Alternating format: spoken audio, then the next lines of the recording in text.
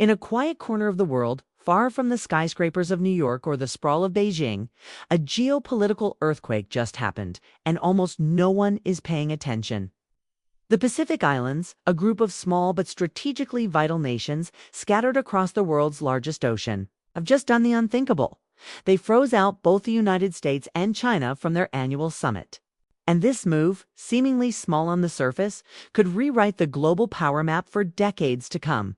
Imagine this: a cluster of island nations, Fiji, Samoa, Vanuatu, Kiribati, the Solomon Islands, all sitting on some of the most valuable real estate in the world. They're not rich in gold or oil, but in geography. Whoever controls the Pacific controls the arteries of global trade, the military highways of aircraft carriers, and the future of undersea internet cables that connect continents. For decades, the Pacific Islands have been pawns in the great game between superpowers. But now, they're standing up, pushing back, and declaring their independence in a way that's rattling both Washington and Beijing. This year's Pacific Islands Forum was supposed to be just another diplomatic event: handshakes, press photos, promises of aid. But instead, it turned into a historic statement of defiance. The leaders of the islands decided that this time, neither the U.S. nor China would be allowed to attend or influence their discussions. The reason? Exhaustion. For years, both powers have tried to pull the Pacific in opposite directions. America talks about democracy and freedom. China offers loans, infrastructure, and a vision of shared destiny. But beneath those words, the island nations have watched the same pattern: foreign powers arriving with money and leaving with control. This time, they said enough. The decision came after months of quiet tension. The U.S. has been trying to rebuild its influence in the region since realizing that China's Belt and Road Initiative was making serious inroads. Washington reopened embassies, sent envoys, promised defense partnerships, and even signed new pacts with Micronesia and Papua New Guinea. China, on the other hand, expanded its network of trade, fishing rights, and security agreements, most notably with the Solomon Islands, where Beijing's growing footprint alarmed the West. But when both powers showed up again this year, the Pacific leaders saw something they'd seen too many times before: a struggle for dominance that ignored their own voices. So, for the first time in modern history, they decided to close the doors. The summit was for Pacific nations only. The message was clear: we are not your chessboard anymore. This decision didn't come from nowhere. For years, the Pacific Islands have faced rising sea levels, economic dependency, and political pressure from the outside world. But they've also realized their strength. In the age of climate change, they sit at the front lines of the crisis. In the age of global competition, they sit at the crossroads of power. They have what the world needs: legitimacy, location, and leverage. When the news broke, both Washington and Beijing were caught off guard. The U.S. tried to play it down, saying it respected the forum's independence. But behind closed doors, the State Department was frustrated. China, meanwhile, stayed publicly silent. But reports suggest that Beijing's diplomats were shocked and angry, especially since they had invested years of relationship building with some of the island leaders. But here's what makes this story truly explosive. The Pacific's quiet rebellion is not just about rejecting superpower dominance. It's about building a new identity. Instead of being influenced, they want to become influencers. The islands are now talking about creating their own Pacific way, an independent bloc that could negotiate as equals with global powers, not as dependents. And this could fundamentally reshape the balance of power in the Indo-Pacific.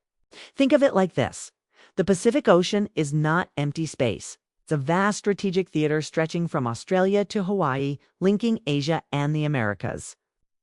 During World War II, control of these islands determined the outcome of battles.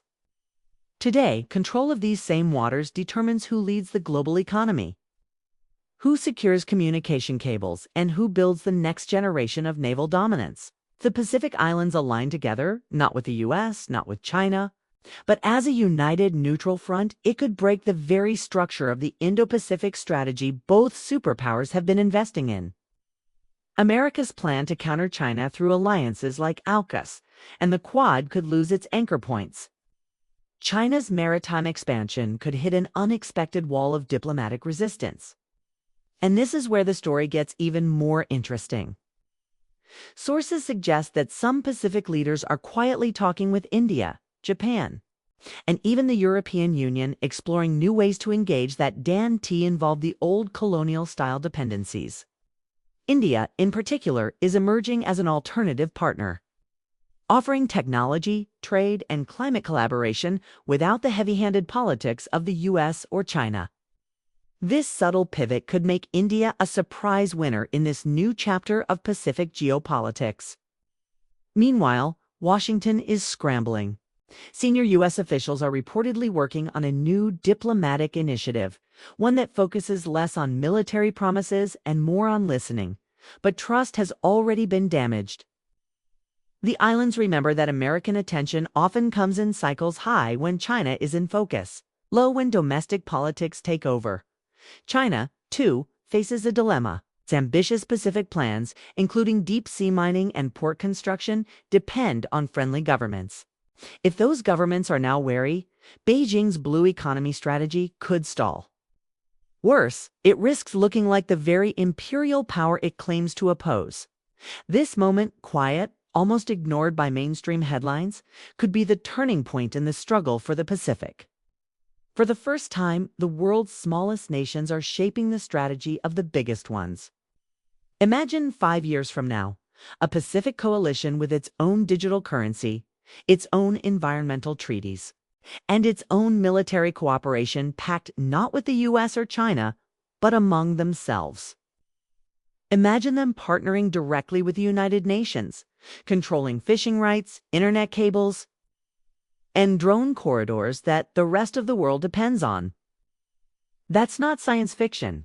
That's the vision now being discussed in Pacific capitals. In the end, this is more than a diplomatic snub. It's a declaration of independence in the modern age. A message that the world's balance of power is no longer decided only in Washington, Beijing, or Moscow, but also in Suva, Apia, and Honiara. The Pacific Islands have found their voice, and the world's giants are being forced to listen. Because when the smallest nations in the world start saying no, that's when history quietly begins to change. And as one Pacific diplomat said after the summit, for the first time, the ocean belongs to us again. A sentence that may sound poetic, but in the great game of geopolitics, it's a warning the superpowers can't afford to ignore.